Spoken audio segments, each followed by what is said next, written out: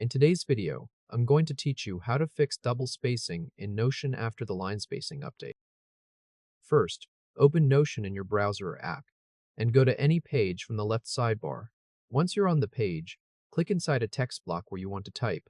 The main thing to understand here is that after the spacing update, pressing enter creates a brand new block, and that's what makes your text look like it has double spacing.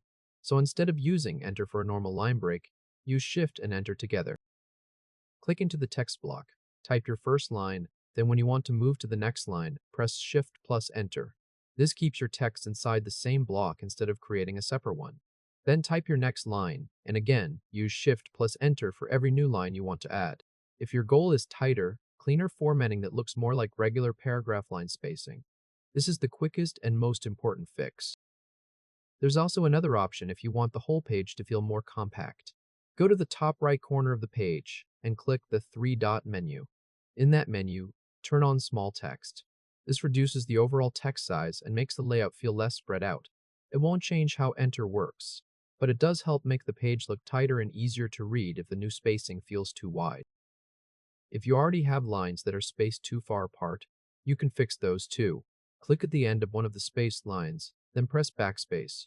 Keep pressing Backspace until the next line merges into the same block. What you're doing here is removing the separation caused by multiple text blocks. Once the lines are merged, you can continue editing them as part of the same block and use shift plus enter going forward to keep the spacing consistent. That's really the full fix.